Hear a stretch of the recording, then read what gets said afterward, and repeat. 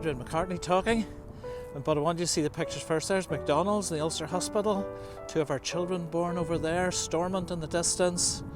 Around here, the house I grew up in. Down there, the house we moved to Belvoir from. Over here, first house we got married and lived in.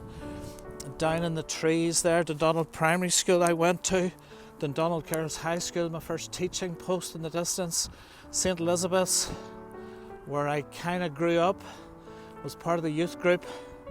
I'll come back to that.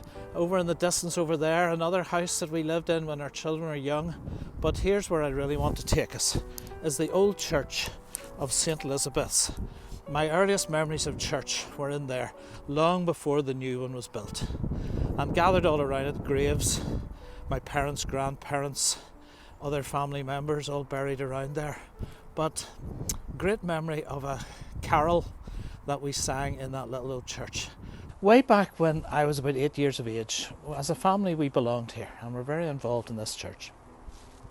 And at 8 years of age, my mum always had a plan to get me into the cathedral choir, and she took me down and enrolled me in what was called the probationers, which is a little class for beginners.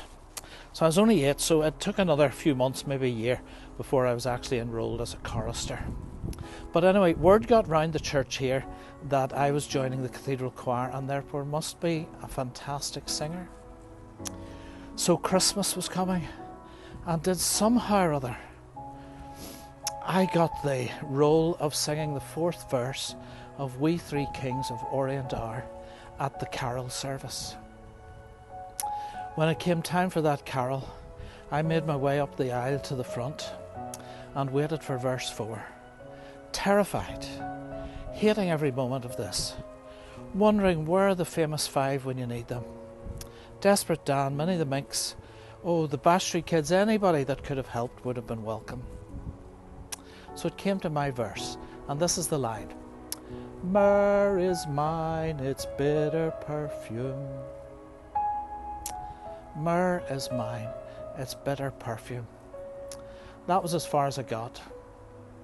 I burst into floods of tears and stood there crying, and then eventually ran down to my mummy.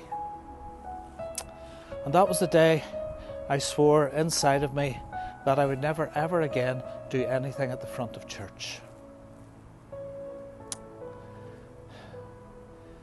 So as I stand here, something began there in this little place, and I want to pay tribute to God's powers of redemption and of love and of restoration.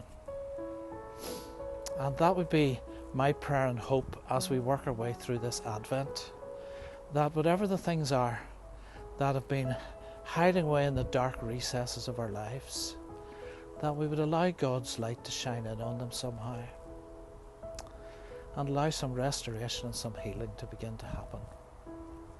So the light is failing, so I'm actually going to work my way over to the door here and light the candle. My prayer today is for all those who have fear, that they could have hope in a fearful heart.